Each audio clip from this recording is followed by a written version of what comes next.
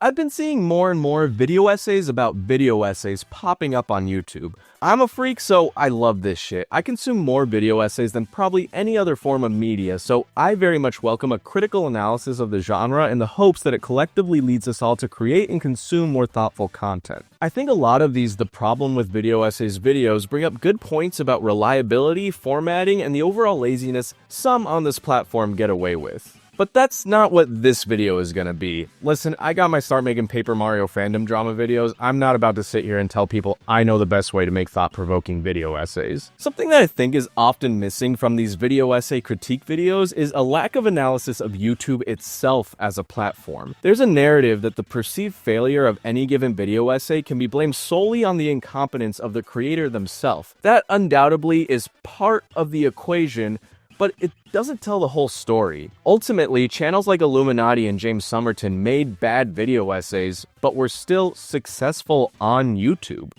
Why is that? YouTube as a platform has perverse incentives that go on to inform the content created on it. Video essays, like any other form of media, can't help but be a reaction to the platform it exists on. YouTube is not in the business of creating good content. It is in the business of grabbing your attention for as long as possible to maximize ad revenue. Those two goals can overlap, but they are not the same. YouTube's goals as a platform are part of the story that leads to the creation of bad video essays. YouTube, at best, is indifferent to the quality of the content itself. At worst, YouTube's commercial wants actively encourage content creators to be lazy and make bad shit. There is one disclaimer I want to make. Yeah, I make video essays. Yes, I want to, at some point, be able to do YouTube full-time. I anticipate one of the knee-jerk criticisms I'm gonna get is accusations that this video is just sour grapes. A lash out from a middlingly successful content creator who has become bitter because he hasn't hit it big. Obviously, I have my biases, and those shouldn't be overlooked as you watch this video and form your own opinion. To act like I can separate my biases from this discussion completely would be dishonest, no matter how much I may attempt to do so. But my intention is not to come at this topic just from the viewpoint of someone who makes video essays, but also from someone who consumes them more than any other form of media. Cynicism is not my intention here. I like to talk about the systems and apparatuses that exist around the media I consume. I do that with the hope of forming a more cohesive vision of whatever it is I'm talking about. For example, I believe a conversation about Netflix's Avatar remake is incomplete without at least touching on the larger media environment surrounding Netflix and what the company wants from its creatives. The work is not bad because it is bad at least in part because Netflix originals exist within an environment where the suits want to create programming that is inoffensive and non-distracting. Netflix makes background noise, and that is an explicit creative choice determined by the people who run the company. It creates a filtering system. An attempt to stick closer to the ethos of the original Avatar would inherently be tossed aside because of Netflix's larger content goals. A recurring criticism I've gotten in my comments is accusations that I'm letting the actual creatives off the hook for bad art. I just want to make it explicitly clear now that's never been my intention and is definitely not the point of this video.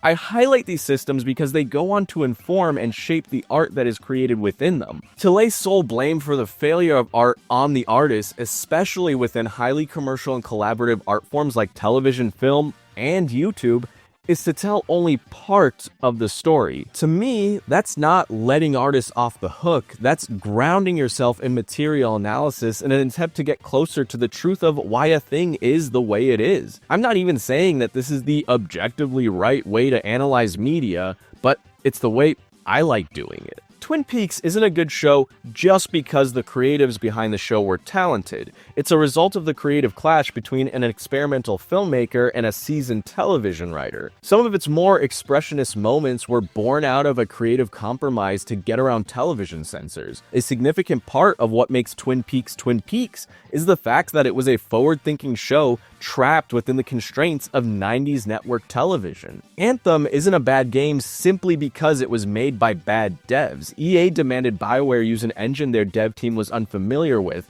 management was notoriously incompetent, and the devs were routinely understaffed. While not impossible, making a good game under those conditions is a minor miracle. A significant part of what makes Anthem Anthem is the fact that it had a horrible development cycle. So yeah, a discussion about what I don't like about some video essays requires an examination of YouTube as a platform and what it encourages content creators to do.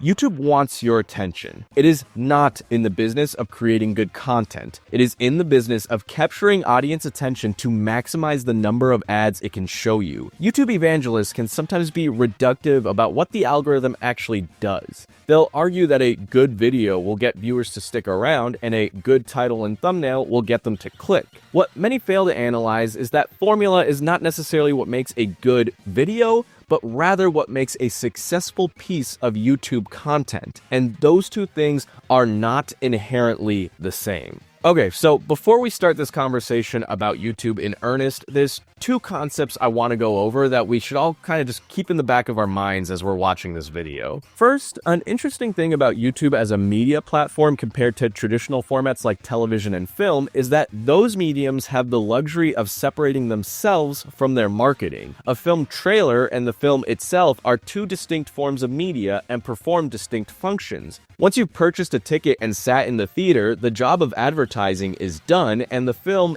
in theory, just has the job of being a compelling piece of art. YouTube videos have to both serve as the art and the advertising. For the consumer, the opportunity cost of clicking off a video the second it stops being interesting is basically zero. You don't lose anything if you choose to stop watching. Because of this, YouTube videos have to constantly justify themselves. They have to in some way convince you to keep watching. There are ways to do this implicitly to creatively intrigue the viewer to keep their engagement, and ways to do this explicitly. You want to watch this video until the end. The second concept is YouTube's algorithm determines a video's worthwhileness essentially on two metrics. Click-through rate, which is basically the amount of people who actually clicked on the video versus the amount of people who just saw the thumbnail, and watch time.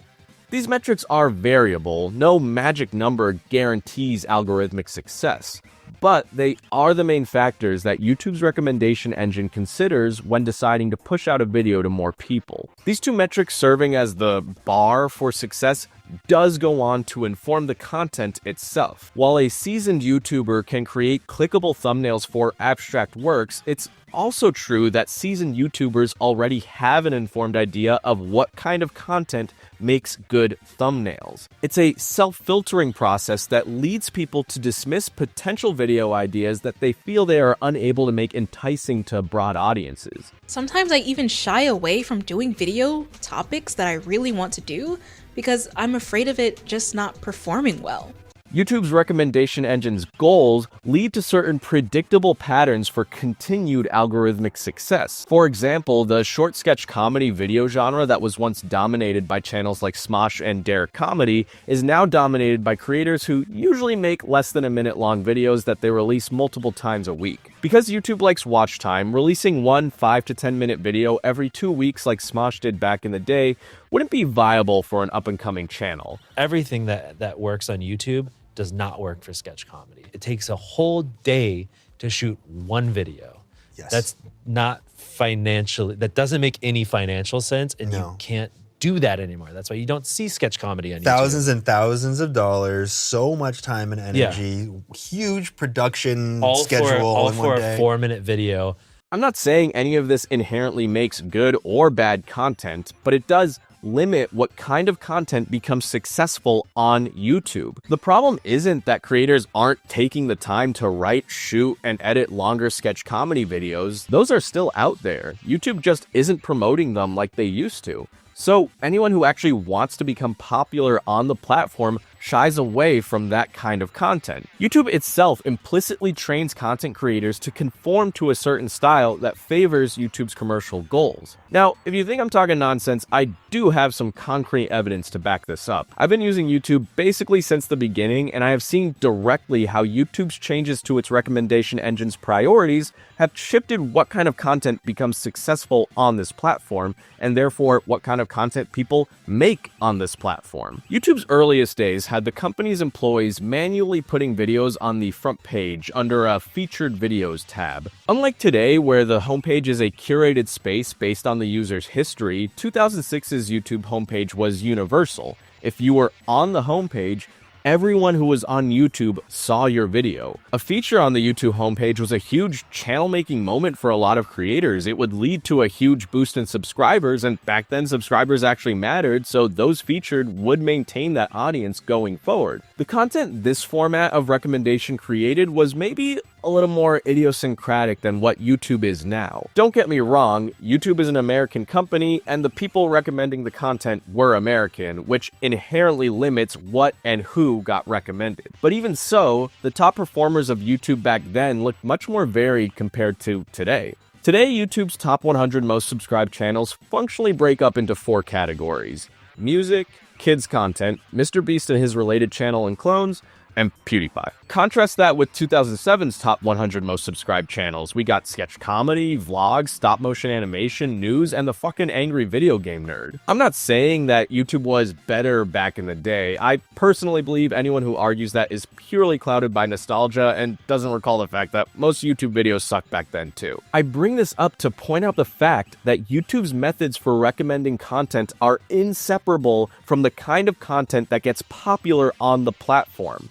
Only a small handful of these 2007 channels are still popular today, and none of them are even close to the top 100. YouTube implemented an automated recommendation engine in 2008, making each user's homepage a curated space for more niche content that was determined by metadata and the individual user's previous watch history. However, unlike today, YouTube didn't really factor in watch time. Views were the main metric YouTube's recommendation engine used at the time. As long as you got someone to click on your video and watch it long enough to count as a view, YouTube considered that a good video. This led to the worst era of clickbait on the platform's history. Philip DeFranco went off the fucking rails, and if you're a fan of Vsauce, please go look at the videos he was making during this time. They're fucking weird. Using views as the defining metric inherently went on to form the content on the platform, and low-quality formats like The Reply Girl became rampant. Alejandra Gatan on her YouTube channel The Reply Girl would exploit the system's tendency to put response videos with similar metadata in the sidebar. With a high number of clicks, the YouTube algorithm misunderstood her videos to be high quality, generating her millions of views and thousands of dollars.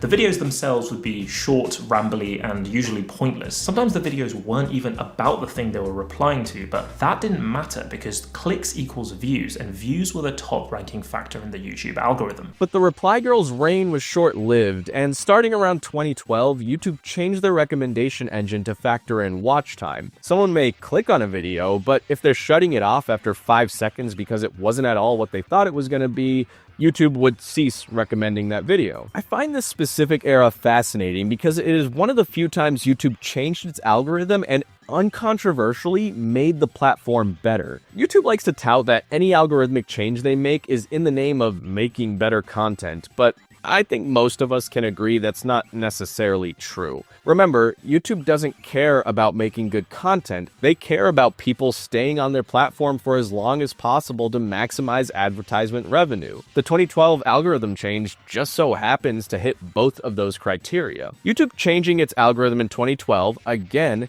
directly went on to inform the content that was created on the platform. This era became dominated by Let's Plays and gaming content and saw the rise of your PewDiePies, Jacksepticeye, and Markipliers. But Let's Plays ended up dying out over time because of viewer burnout, the rise of streaming platforms like Twitch, and PewDiePie just kept doing weird shit. The death of Let's Plays and the dethroning of gaming content roughly coincides with MrBeast's rise. This era of YouTube, which I'd still argue is the current modern era, is overwhelmingly run by creators with a sort of ruthless awareness of the algorithm that governs their content. While attempts at gaming the algorithm have always existed since YouTube's implementation of automated recommendation engines, they were more vague and general big picture decisions like making a clickbaity thumbnail or making your video unnecessarily long. Mr. Beast and his imitators operate so meticulously with a minute-to-minute analysis of their content and how it reacts to the algorithm. Instead of creating good content that just so happens to appease the algorithm,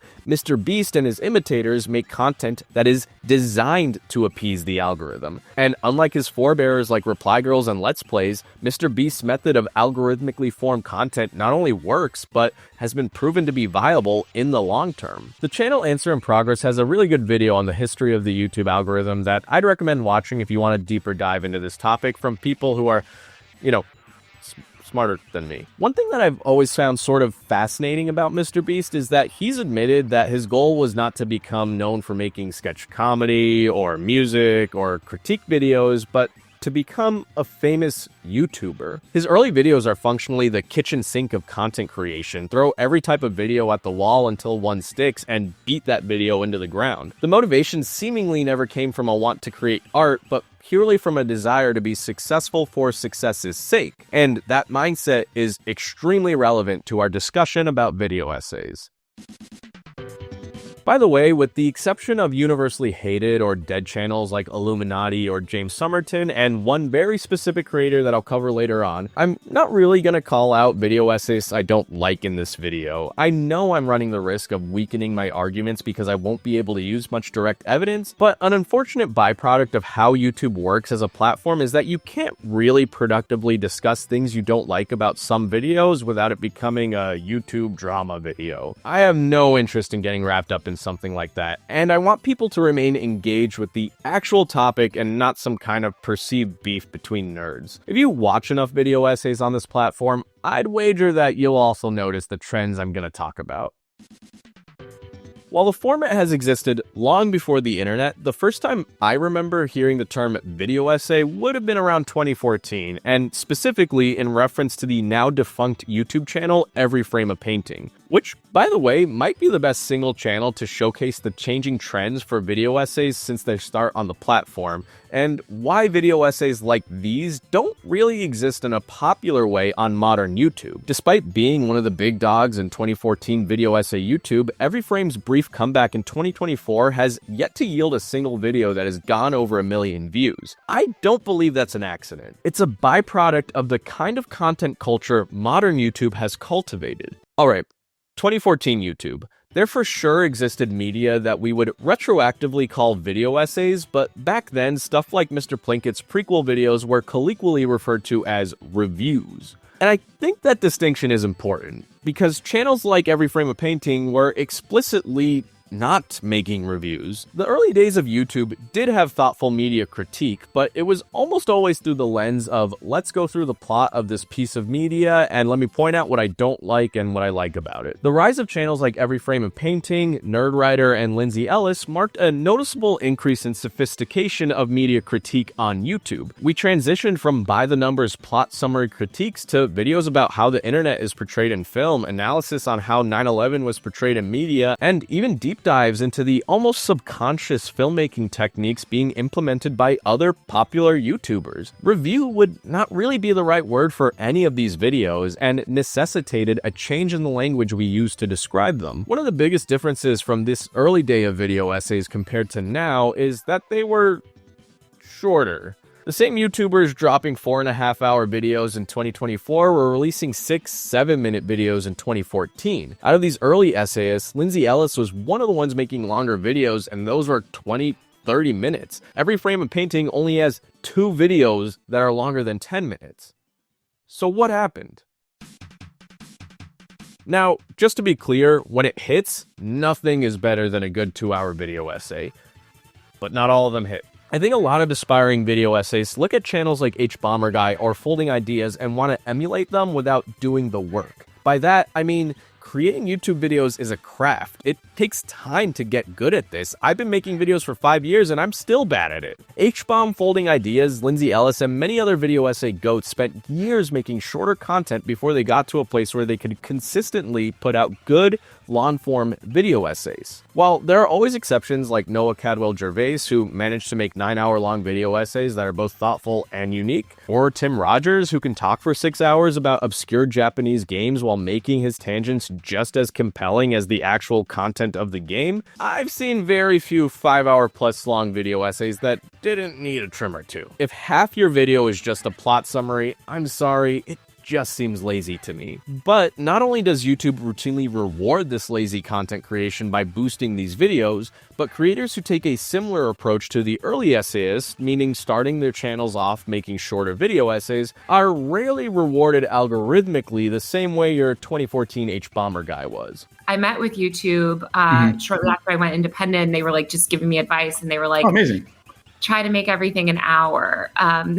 So newer video essayists don't have the luxury of honing their craft with shorter videos because in general, YouTube just doesn't really like them, especially within the context of how most video essay channels operate. YouTube's algorithm likes consistent releases, and anyone who's a fan of any video essayist can generally tell you that's not our strong suit. What I've noticed is that when I post a video after months or a year of radio silence, YouTube seems to like it more if that video is on the longer side. And the thing is, regardless of length, if the creator is doing their due diligence, video essays take time. You gotta do research, watch a movie, show, or play a game, ideally multiple times, rewrite, shoot, existential crisis, edit. Even a 10 or 15-minute video essay can require hours and hours of prep work. If someone is able to put out 1, 2, or 3 every week or every other week, I'm sorry, they're probably not that good. I distinctly remember looking at Illuminati's channel sometime around 2021 and being baffled at how she was able to put out these videos so frequently. And then, I found out why. Basically, because of the requirements of the genre, factoring in that when I'm talking about aspiring video essayists, I mean people who are likely balancing their content creation with a full-time job, YouTube sort of strong-arms video essayists to lean on the longer side for their videos. While there are still a few channels that manage to be successful making short video essays, these are the exception to the rule. YouTube's recommendation engine prioritizing watch time has sort of led to a power creep in video length over the years. For a lot of genres, that's led to a maybe 10-15 minute average increase. For video essays, in part because of the specific quirks of creating them on a platform like YouTube, we've gone from a 25-minute video being considered long to, oh my fucking god. The early days of YouTube video essays operated under a different sort of recommendation engine with different priorities than what we have today. That, coupled with the fact that video essays were a novel genre and people were clamoring for them at the time, led to a situation where the 2014 essayists had more free reign to create less time-consuming videos, post them less frequently, and still not get buried by YouTube's algorithm. In the first 2 years of H-Bomber Guy's existence, even when he was making shorter stuff, he released less than 10 videos. Over the 2 years Every Frame of Painting was originally active, they only released 28 videos. The first 2 videos that Lindsay Ellis actually branded as video essays had 6 months in between their releases. Nowadays, it would be an extreme uphill battle to maintain a popular video essay channel releasing one 10-minute video every 3 months. Again, the proof is in the pudding when we just see the huge gap in views between Every Frame of Painting's original run and the 2024 revival. Over time, video essays have adapted to the wants of the platform. If you're gonna be a video essayist and only release 1 to 6 videos over the course of the entire year, YouTube's recommendation engine greatly favors longer videos. You can't even really pad out the time between your longer releases with shorter videos because, again, YouTube loves consistency even within the content on the channel. Basically, if your thing is hour-long plus video essays, YouTube generally doesn't like it if you put out a 5-minute one. That's why creators like FD Signifier and Big Joel have created second channels where they put out shorter content. But that's not really a viable option for a smaller channel who's still finding an audience. So I don't come out with 15-minute videos on the main channel because the main channel's audience is gonna be more likely to pass those videos up.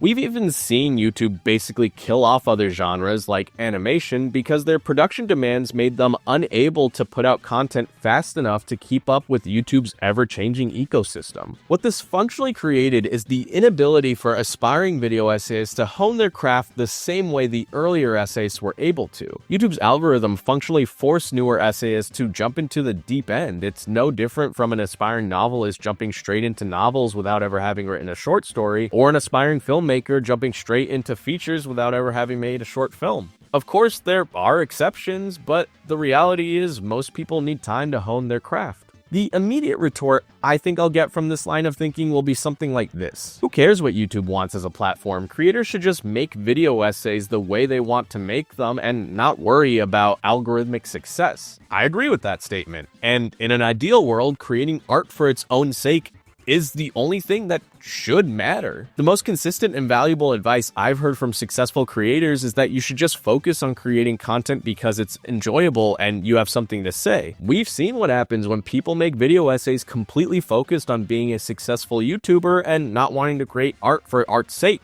They make shit. But this thought process is idealistic, and I think there may be a bit of a blind spot when creators like HBomberGuy, who almost immediately gained and maintained algorithmic success while never really having to compromise on his art, touts this idea without acknowledging that his story is basically the YouTube equivalent of winning the lottery. By the way, don't take that to mean I don't like HBomberGuy. I'm literally subscribed to his Patreon. The implicit contract we as creators sign when we upload videos to YouTube is that we want people to watch them. Yeah, I do believe there's value in creating art for art's sake, and it says something about how, as a culture, many of us only value our own art through its reaction from other people and potential commercial viability. It shouldn't be that way, but it is. If someone truly created video essays for their own sake and were not at all concerned about the public response to them, they wouldn't be uploading them to YouTube in the first place. I don't want to get stuck on this idealistic view of art creation because we YouTubers inherently don't buy into that idea completely by nature of the fact that we're on this platform to begin with. Basically, we want people to watch our videos, otherwise we wouldn't be uploading them in the first place. And I'd wager that most creators, even those at the top, would have their motivation for content creation greatly reduced if their videos only got a few hundred views. I can tell you from my own experience that spending months on a video, missing out on seeing friends, family, gigs, or catching up on a new show just to have it die out after a few hundred views is something that is incredibly hard to reconcile. You guys would be shocked at the amount of time, money, and effort I've put into this channel over the last 5 years for the relatively small amount of success I've gotten. And I acknowledge that I'm one of the lucky ones. At the time of making this video, I have around 7,000 subscribers, which technically puts me in the top 10% of all channels on YouTube. While I don't condone it, I do understand the conditions that lead creators to make shortcuts with their creations. If YouTube will reward you for creating a mid 2-hour video essay more than a great 10-minute one, it makes sense that people will gravitate towards the former. And a huge part of why creators get away with it is that YouTube doesn't actually care if you're watching a video.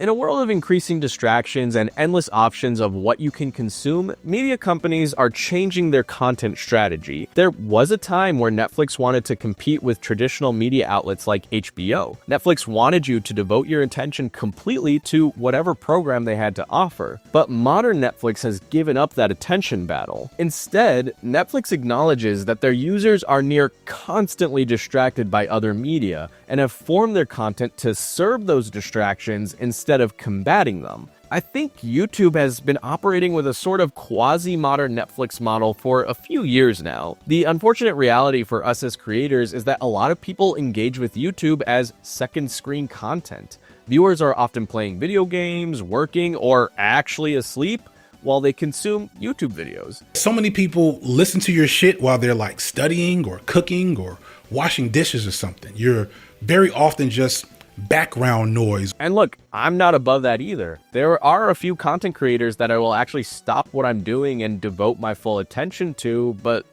those are few and far between. I consume most YouTube videos while doing something else, and I fucking make video essays. Speaking for myself, I can see that that method of consumption does go on to inform how the content is made. Video essays are a visual medium, but more often than not, if my visuals are informing part of the argument, it's gonna go over a lot of viewers' heads. It has led me to sort of conceptualize my videos as podcasts, which, you know, is fine. But if we have this whole other half of a medium at our creative disposal, isn't it kind of a shame not to use it? You might be wondering why I'm reading the words out when they're on the screen, and that's because some people like to listen to these videos instead of watch them.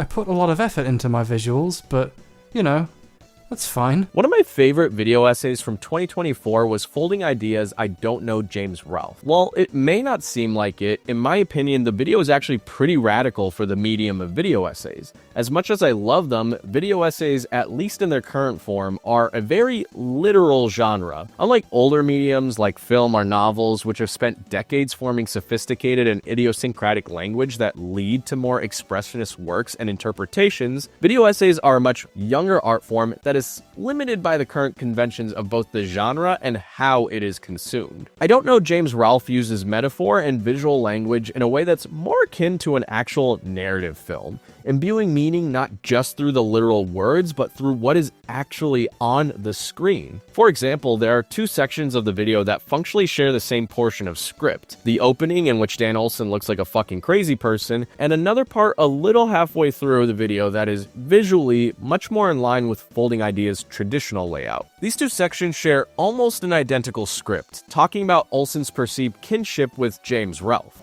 I feel a certain amount of kinship with James. We're basically the same age. We both went to film school, and we both ultimately found. My interpretation of this is that Olson is showing us how different these same words can feel depending on the packaging they're delivered in. One can make Olson look like a fucking crazy person, and the other can make him look like a respectable documentarian, despite the fact that he is more or less saying the same thing. I think Olson is trying to get the viewer to engage with the idea that our interpretation of a work is informed by the medium in which it is delivered. If someone dropped a 5-page Reddit comment about James Ralph's failures as a creative, they look insane. But the same content delivered in an hour-long video essay makes that content acceptable. And if you're the kind of person that just has YouTube video essays on in the background, you're gonna completely miss the point Olson is trying to convey. I'm not even saying that I have the correct interpretation, but Olson is doing this on purpose. There is meaning he wants to convey through these contrasting images, and the viewer can only get that if they're actually watching the video.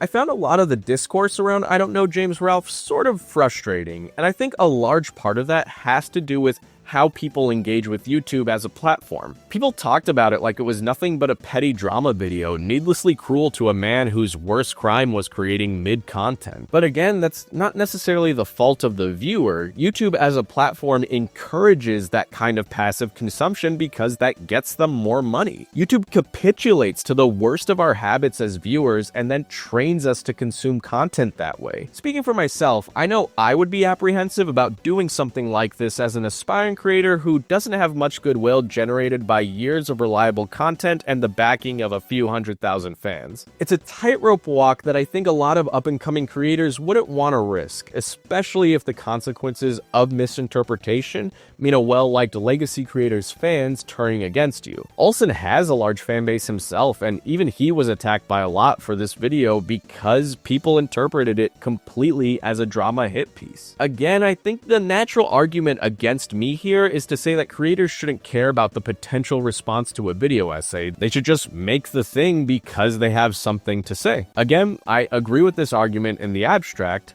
but the thing is, YouTube doesn't actually care if you have anything to say, and oftentimes will reward you anyway. Alright, here's my big video essay pet peeve. I click on an hour-and-a-half long video called like Blade Runner is awesome and here's why. I'm about 20 minutes in when I realize this video creator is going to spend half the video summarizing the plot, interspersed with Wikipedia production trivia and first-page Google result film analysis. Basically, the creator has no point of view. When I watch a video essay, I'm not watching just to have someone confirm my own feelings about whatever the topic is. I actually love it when I watch a video essay with a thesis I disagree with, but the creator is so good at forming and exploring their argument that I stay engaged anyway. I know H-Bomber Guy's eventual Star Wars prequel video is not going to change my opinion that those movies mostly suck, but I also know that I'm going to watch it 40 times. Another related problem to creators having no point of view is creators tossing out half-baked videos to ride the wave of a trending topic. YouTube's algorithm loves this shit. A good video from an established video essayist will generally perform pretty well, but a good video from an established video essayist on a trending topic can explode in views well out of the norm for the channel. A lot of video essayists get their start by this sort of happy accident. The right video with an interesting point of view just hits at the exact right moment. There's this thing creators refer to as trendjacking, which is pretty much exactly what it sounds like. Basically, a creator will see a popular trend on YouTube and find a way to cover it to ride the wave. There poses a specific problem when video essay channels attempt to do this, because again, video essays take time. Rushing out a video to have it hit a trending topic is almost always going to limit how well you can actually cover it. Alright, so I said I was going to break my rule to talk about one specific creator, and now's the time. This video is about X Talks X. Let's go back to 2021. We were still in lockdown, and I had found some unexpected success with the videos I'd been posting for fun. The idea of being a full-time YouTuber had always been something kind of sitting in the back of my head, but in the same way someone thinks about becoming an actor or a rock star. Of course it would be cool, but realistically it's not something in reach. But here I was, making actual money posting stupid little videos about Nintendo. I was now looking at a potential reality where if I locked in and got lucky, I wouldn't have to go back to waiting tables when lockdown ended. So, to put it simply, I got content brained. I started conceptualizing my videos through the lens of what would potentially pop off rather than what was interesting to me. Around that same time, a Chinese bootleg Nintendo game went viral after Donkey covered it. The game was weird. Do you have a banana butter pie? So I made a plan. I would cover that topic in a way that complemented Donkey's video, with the aim of getting my video recommended to viewers in Donkey's sidebar. I was trendjacking. The video would basically be a quasi-investigative piece, looking to answer some of the questions that viewers would have about this weird fucking game after they watched Donkey's video. And, well, I don't know, the video isn't horrible or anything, but it leaves a bad taste in my mouth today. It was put together really quickly with no new insight on the game itself, and just made out of tidbits compiled from a few days of frantic Googling. In the end, I don't even really answer the main question in the title, because I couldn't find any cohesive answer about who made this game and why. The video isn't the worst thing in the world, but it's cynical and not born out of my desire to express an idea or an opinion or shed light on something because I found it interesting, but purely from the point of view that it would make good content. And the crazy part is it worked. My video ended up getting in the suggested video tab of Donkey's, and even though I've unlisted it now, as of the writing of this video, it's still one of my best performing. What followed in the next few months was me making content completely from a cynical place, looking at trending topics and seeing if I could make something out of them. Without getting too much into it, making content from that point of view kind of ate at my soul a little bit. The thing is though, my channel was performing pretty decently. YouTube was rewarding me for making this kind of content. While no topic had hit big like the bootleg Nintendo game, the path was pretty much laid out for me. I was steadily growing, and had I stuck to it, I probably would have a significantly bigger channel than I have right now. But I didn't like the videos I was making, and they didn't make me feel good. So I stopped. I thought, if I'm gonna do this, I'm gonna do it in a way that makes me be able to sleep at night. I changed up my content pretty dramatically, and definitely to the detriment of my growing channel. The deal I made with myself is that I would only make videos about things I was genuinely passionate about, and make them on a timeline that fit with my life instead of taking it over. And the result was, yeah, my channel pretty much died. For a lot of reasons I mentioned before, YouTube really doesn't like it when you release one 15-minute video every year about niche or non-trending topics. And that's the crux of the issue. Lazy YouTubers can make bad video essays, and YouTube can and often does reward them for it. Because the meta of YouTube involves a complex series of algorithmic factors that can be gamified, YouTubers can make a simulacrum of video essays. YouTube has trained us to have their platform on all the time. It has trained us to half pay attention to whatever we're watching, and because of that, lazy video essays are emboldened to create mid-content because YouTube is fine with us using the platform as background noise. Basically, this fundamental indifference to the actual quality of the content is what allows video essayists with bad impulses to still get popular on the platform. It's YouTube's indifference to actual quality that makes it easy for viewers to succumb to their worst viewing impulses. The platform is designed to reward creators for making slop and encourage viewers to consume it.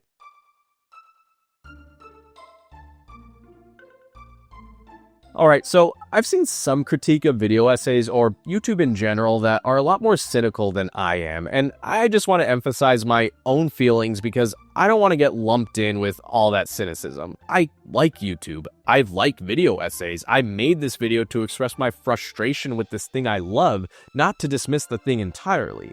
And for what it's worth, my latest video about Netflix's Avatar remake, released a year after the show came out, but born completely out of my want to say something about it, has become one of my best performing videos, like, ever. Sometimes it does work out. To counteract some of the bitching, I would like to re-emphasize that, in my opinion, pound per pound, the S-tier video essays of today are better than the S-tier video essays of 2014. Quality has always been there, and will likely always be there. There are some really cool things about how YouTube functions as a platform that separates it from legacy media and empowers creative individuals in a way that's just not possible with legacy media. In nearly all other commercial art forms, suits and investors sit at the head of the table, dictating what kind of art can and cannot be made based on their own commercial ambitions. Art that exists within that mainstream commercial apparatus is inherently limited and formed by the wants and needs of the money men who govern it. Even more abstract works like Twin Peaks: The Return only exist because some person in a suit thought they could make money off of it. YouTube lacks those gatekeepers in the traditional, literal sense. There isn't an actual person deciding what art has commercial value and what doesn't. As Dan Olson says in I Don't Know James Ralph, maybe some of the beauty of internet video is that it demolished a lot of corporate ideas about what genres are and what a show looks and sounds like. And that is uncontroversially true. There is no paradigm in the traditional commercial media landscape where a 4-hour video about YouTube plagiarism gets so many views that it outperforms 22 of the top 25 most viewed episodes of Friends. Don't get me wrong, there's always been and always will be indie art that exists outside of that commercial framework, but that's why I'm being specific by saying commercial art. Indie works have always existed, but rarely offered the financial security that came with working for large corporations. What platforms like YouTube have offered is a method in which artists can work on their art full-time while not having to work with a traditional gatekeeper. I really like that I can watch a YouTube video and it can be a pure expression of an individual or group of people, unfiltered by a dude in a suit deciding that this thing can only exist if there's money to be made. I like the idea that that kind of video can be seen by millions of people. I like the idea that that person or people can make a living creating that art. I don't think we would get some of the best videos we have on this platform if people had to balance their content creation while working a full-time traditional job. But we don't get all of that without a compromise. There may not be a gatekeeper in the traditional sense. There is no man in a suit literally giving Lady Emily the green light to make a deep dive into one of Doug Walker's failed projects, but a gatekeeper still exists.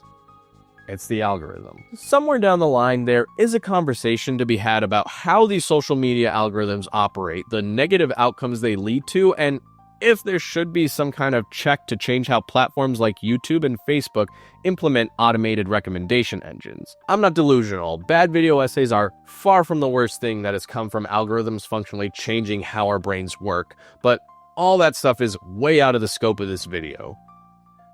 Maybe one day. Ultimately, I just want people who make good shit to be rewarded for it. In the spirit of that, I'm gonna use my large platform to highlight some smaller creators who make good shit. The channel below the fray has a video called Who Can Write Whose Story. The video discusses cultural appropriation when it comes to authors writing characters and stories that don't line up with their lived experience. The video is much more nuanced than I expected going into it. It's not weird right-wing culture war nonsense, but instead explores the question of when writing this way is born out of an authentic desire to understand a culture that isn't your own, and when it can drift into sort of white savior territory. I've been watching Transparency Boo for years, and it genuinely baffles me that they haven't even hit 20,000 subscribers yet. As a struggling video essayist, their reviewer brain video is one I constantly think about. The video discusses the traps video essayists can fall into when they become hyper-aware of how their audience can potentially react to any point made during a video. I've been doing this long enough that I know I could say something as benign as humans need to eat food, and there will be people arguing with me about it in the comments. But is going on a 10-minute tangent describing how biology works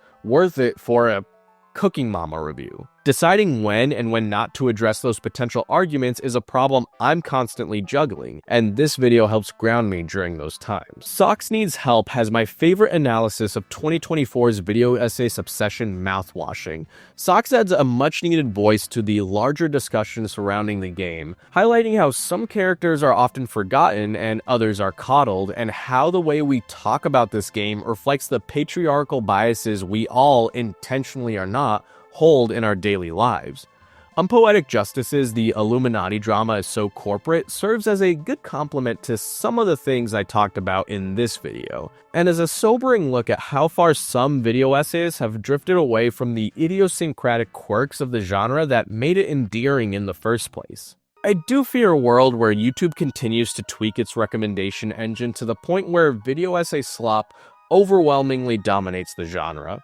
I still don't think we're at that point yet, but I do worry we're stuck on a path that will lead there eventually. I would like to emphasize again, I'm not above the worst of YouTube creator or viewer behavior. I am guilty of almost everything I criticized in this video, but that's also why I didn't want to spend too much time targeting specific creators, because it's not a creator or a viewer problem. It's a YouTube problem. In my opinion, social media platforms like YouTube shouldn't have carte blanche to use recommendation engines to hijack human psychology to line up the pockets of a few oligarchs. But again, that's a conversation for another video. As long as platforms like YouTube are allowed to operate like this, we are stuck in a never-ending battle against our own worst impulses.